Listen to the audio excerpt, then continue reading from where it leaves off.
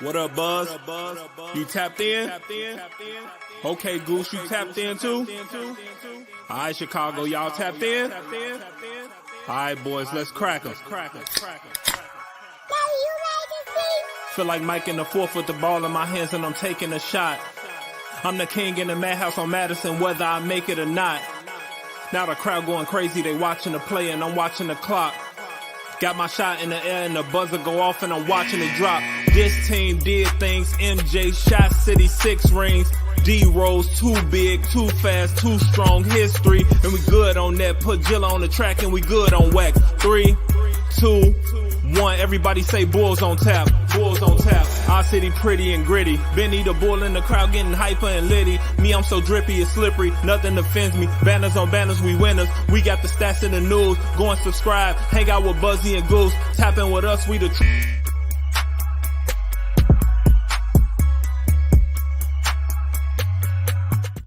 Ladies and gentlemen, welcome to Bulls on Tap. I'm your boy Buzz. I'm joined by my dude Goose, and we're here after a Bulls loss. We missed the victory. One fucking night we don't do a show, right? One night we don't do a show. We missed the victory against Detroit, so it's kind of like a double episode, but we're not going to talk a lot about this stuff because it sucks. We're going to talk about other stuff. So we're going to talk about a little bit of what happened in the games because why not? But like we said in the beginning, I just decided this now. You know why I decided this? You'll find out in a second after this ad read. Be sure to go on tapsportsnet.com for all Chicago sports literature and podcast needs. Following us on Twitter, X, whatever you call it, at Goose on Tap, at Buzz on Tap, at Bulls on Tap, at On Tap Sportsnet. If you don't mind, please go to the YouTube On Tap Sportsnet YouTube channel. You guys got us over 1,000. My new goal is 2,000. A lot of people are shooting higher than that, but I want to. I'm trying to move at a snail's pace because I'm in no rush. But yeah, that's the new goal, 2,000. I don't know when we'll get there. Probably be a long time, but we're trying. Presented by Sports Illustrated Media Group. Okay, this is what I just saw. You ready? I'm ready. Zion Williamson is mad. Okay? Zion Williamson is mad. It doesn't look like he wants to be in New Orleans anymore. I'm thinking the Bulls come. All right. What is better than trading a vet over there to free up some money? Okay, trading DeMar over there to New Orleans with Brandon Ingram. Okay, this is all bullshit. I have no idea if anything like this would even happen. New Orleans tell me to fuck myself. This is just fun. It's off the top of my head. I just saw it now. So doing something there and sending him DeMar over there for Zion and giving them a king's ransom, but then getting. Well, they're probably not going to get it back now because they waited too long. But like Quentin Grimes, something else from the Knicks, shipping Levine off over there, something like that, you know. What do you think? Buzz, you could give me a bag of chips for just about anybody on this team right now, and I'd say yes. Like after a performance like tonight, we're both Zach that wasn't planned. That wasn't planned. No, you just had a bag of Doritos ready to go. Yeah, I did. Yeah, that's fantastic. How convenient. No, on a night that DeMar goes 3 of 14, looks atrocious, and you've got Levine going 5 of 19, and 2 or 3 of those buckets came there in the fourth where it really didn't matter all that much. Anyway, get rid of this team. I generally get stuck watching the opposing team's broadcast, and all night I heard about how horrible our big three was, and then I had to listen to them gush about their 2 young players, Bo Chan and Jackson Jr., who seemingly had more impact. Pat actually had a decent night tonight. I like how we always go back to that. Got to check in on Patrick Williams. You're going to piss off people on Twitter, okay? You know what? When every night I feel like I'm watching, whether it's a contending team or a young team with a rookie or a young player that's showing more and doing more than Pat, it hurts. But it's also not really Pat's fault. It comes down to the system and the organization failing these young players to a degree. Because when you see the success everywhere of these late picks on successful teams, it's just like clearly it's just got to be something systemic because Patrick Williams has the talent. He has the intangibles in terms of the physical ability, and we see the flashes, but to see so many lesser prospects succeed so much quicker and so much easier just becomes hard on a night where don't really expect to win the game. Bulls did keep Dame in check, but we started the game 1 for 12, and Zach and DeMar started the game 0 for 8. DeMar finished 3 for 14, like you said. Zach 5 for 19. Vooch went 11 for 24 for 26 points. That's not great. Sorry. He's a center. I don't like that stat line. He did get up 7 threes, so I guess I'll take it. But No, on a night like tonight, as much as I don't like my center shooting below 50%, even with 7 threes mixed in there, which we can't get too picky about because we like to talk about how we don't take threes. They took 42 on the game, 21 each half tonight. Wow. So we got that number up. We just didn't make many. Yeah, 14 of them. So we hit 14 of them for 33%. The Bulls shot 38 for 100 for 38% from the field. Wow, that was easy math. So some big takeaways. I know we're bullshitting and talking like the Zion trade and stuff because, like you said, it gets exhausting talking about the normal shit we have to continuously talk about. Continuity tastes like shit. It's the tweet that I tweeted out tonight. I mean, even the Detroit game, that first quarter was horrible. Well, this is what I'm trying to say is like this is the second game in a row that Stacey King's having. And listen, Stacey could be a meatball just like I could be a meatball, and that's okay. You know, it's just he loves the team. He loves the city. He's invested in it, right? I mean, it's okay to be that. It's okay to have fun. But the fact that him and Adam Amin had to fucking have salt, and a ton of it for a second straight game of low energy, I don't blame them for voicing that. Like, why are you coming out like, what? I get your coming back to back.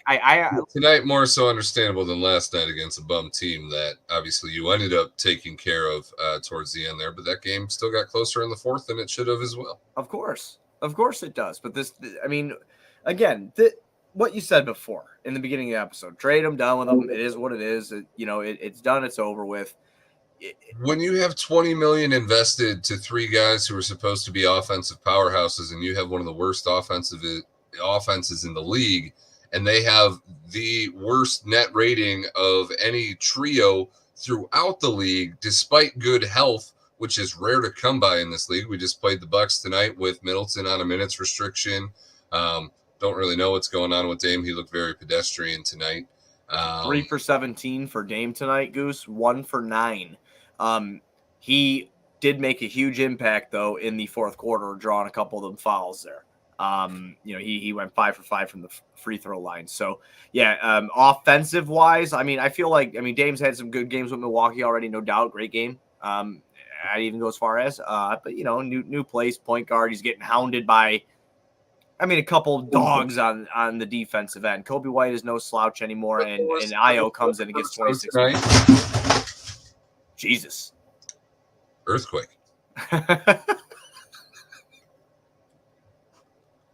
What did you kick, dude? I didn't kick anything. That was the ghost in the closet just throwing sports cards everywhere. Man, you know what? He heard you talking shit about his favorite team, about the bitch slap you for talking about the Bulls, man. He's gonna tell you. Yes. I mean, careful. If the ghost in the closet cares enough, maybe you should rig that lottery for us this year. You got a vacuum cleaner?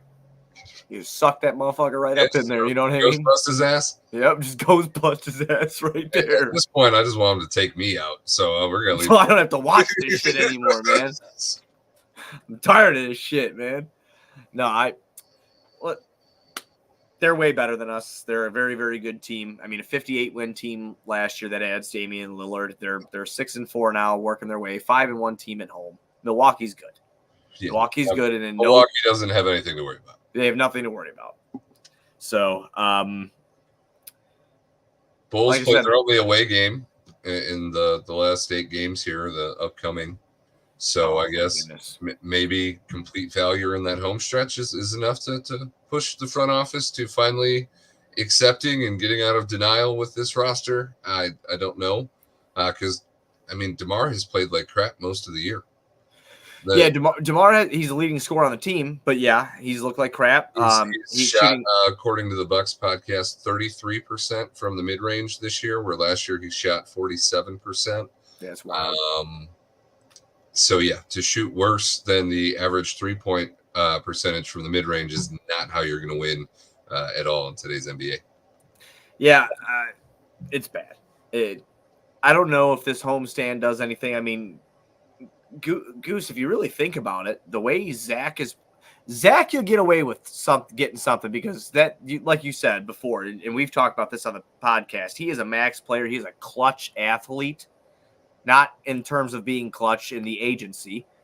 And clutch with a K, not a C. But don't worry, those fucking fancy clutch stats will tell you how clutch people are all the time. Don't worry about it. You got to get there first. But anyway, the clutch is going to represent him in a very good way. And he is going to probably net something of a decent return. I don't think it's going to be any. I'll be honest with you. The NBA is so fucking broken from what it was when I was a long time ago.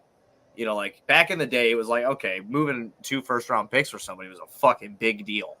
It was a big deal. I don't care if you're picking fucking 17th or 20th. Now, if you don't get 4 swaps and 3 firsts, you didn't do it right.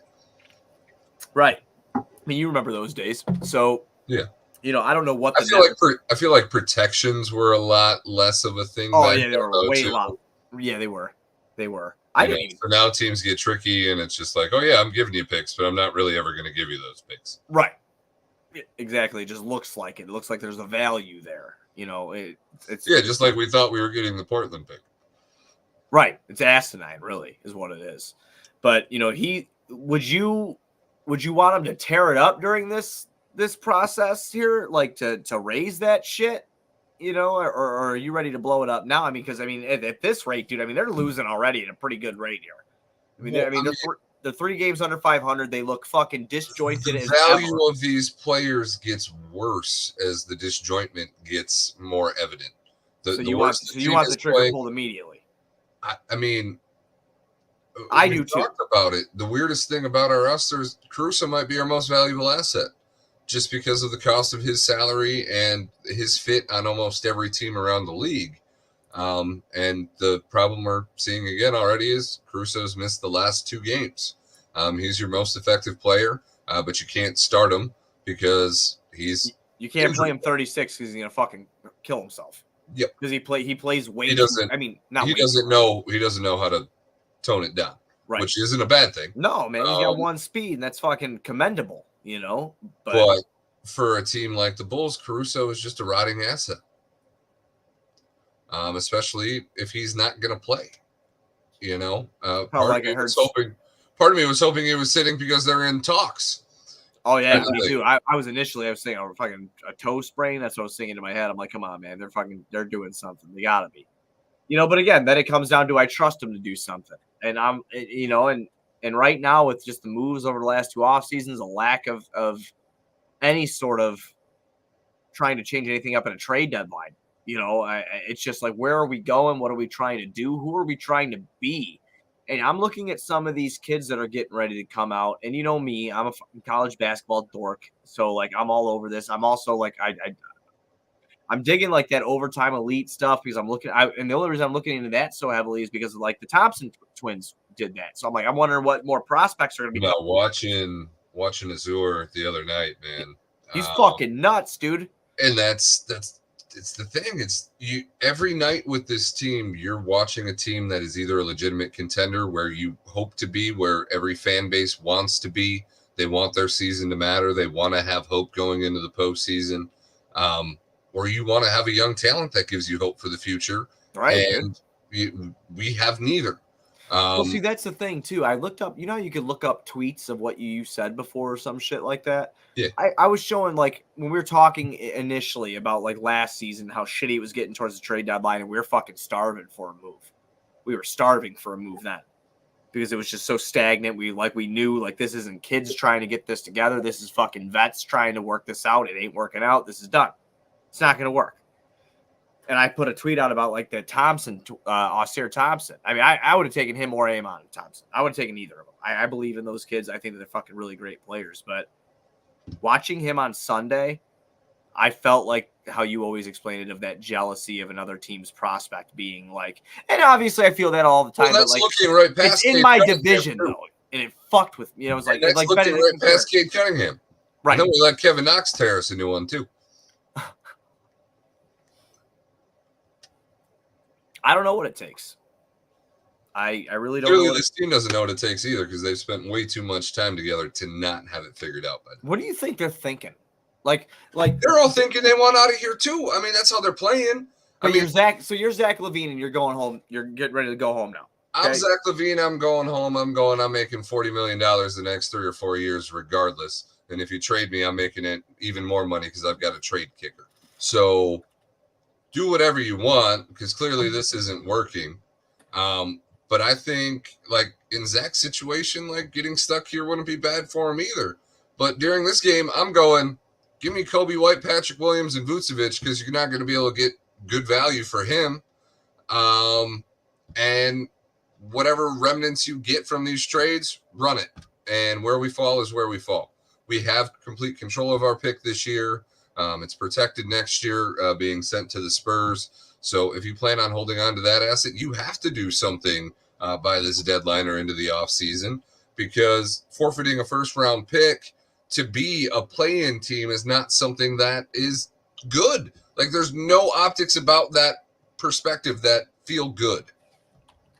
There are so many players within the next 2 years that are coming out that it's like, do you make the move? So there's like, we have a comment in here. DeMar's playing like he's already made the move. It's like he knows he's not getting the contract extension here, and why am I going to give my all anymore?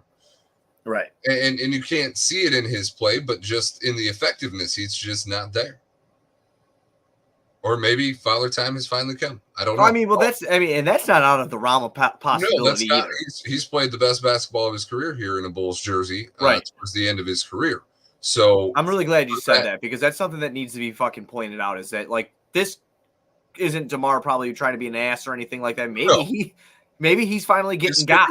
This could be Father Time, but none of that spells good news for the Bulls. Oh, whether it's the distaste in his mouth for not knowing what his contract situation and his future is going here forward, or if it's simply just Father Time calling.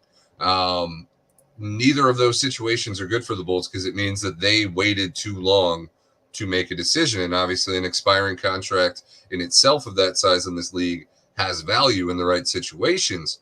But it's when you're getting to talk about that, about a guy who was just an all-star for you, you messed up on your timeline horribly. Yeah. Well, I mean, that's been an issue since the beginning is it was timeline purposes. You know, you got Patrick Williams, you bring in DeMar, you bring in Lonzo. Where are you going? What are you trying to do? You know, it looks like you're trying to compete now. Should you try to get another piece? Whatever. I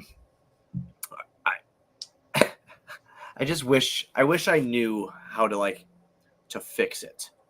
Like what to say, like to fix it. Because the only thing that goes in my head as a fan right now is tank.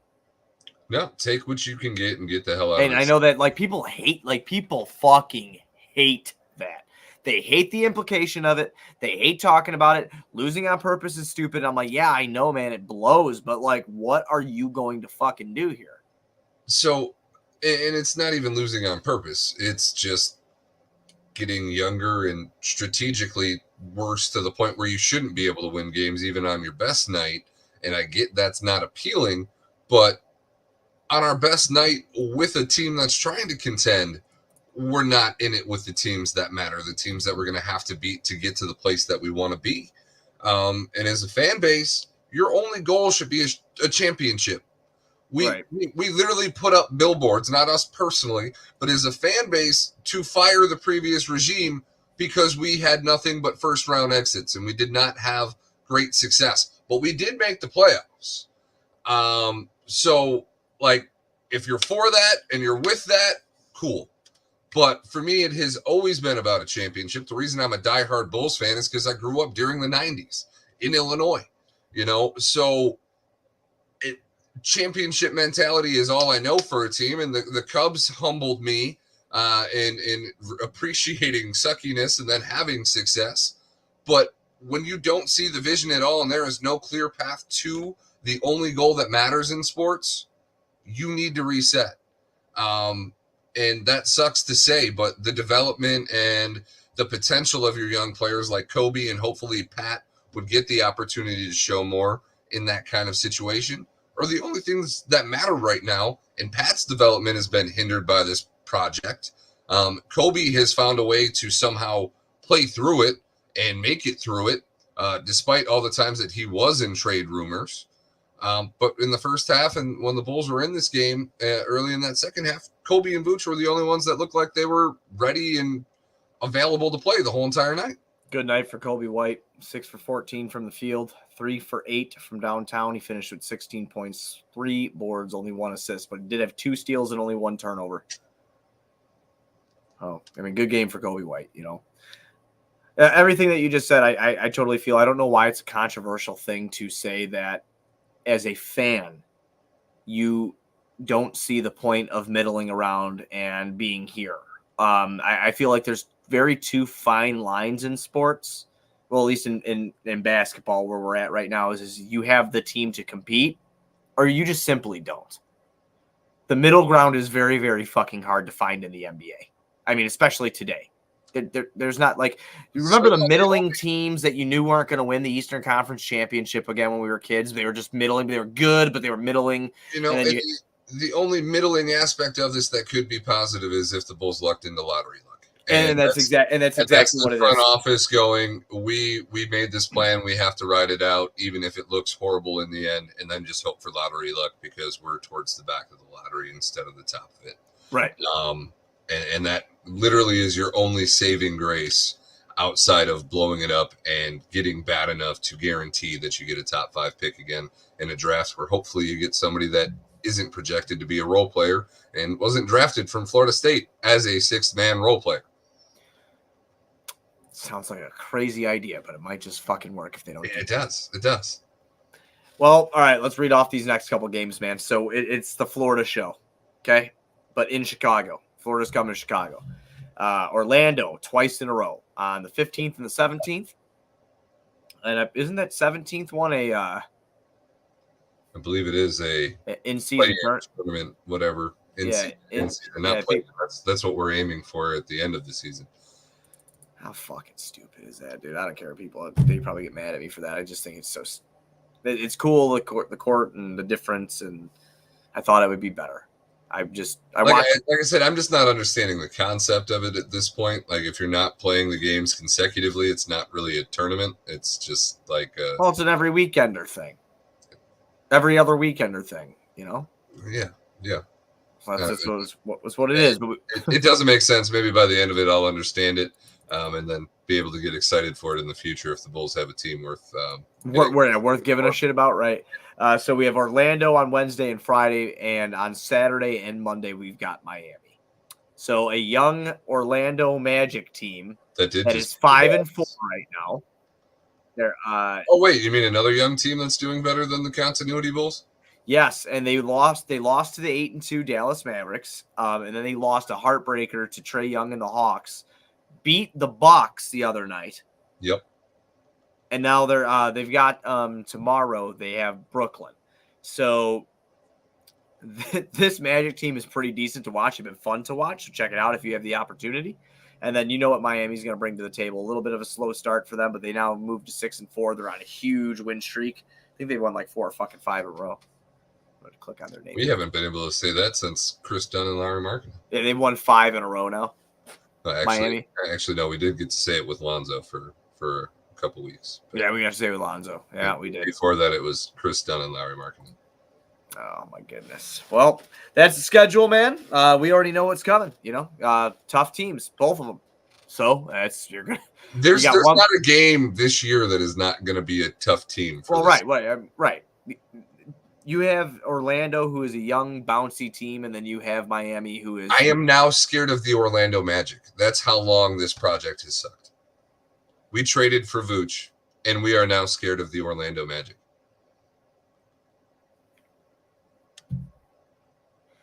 Fuck.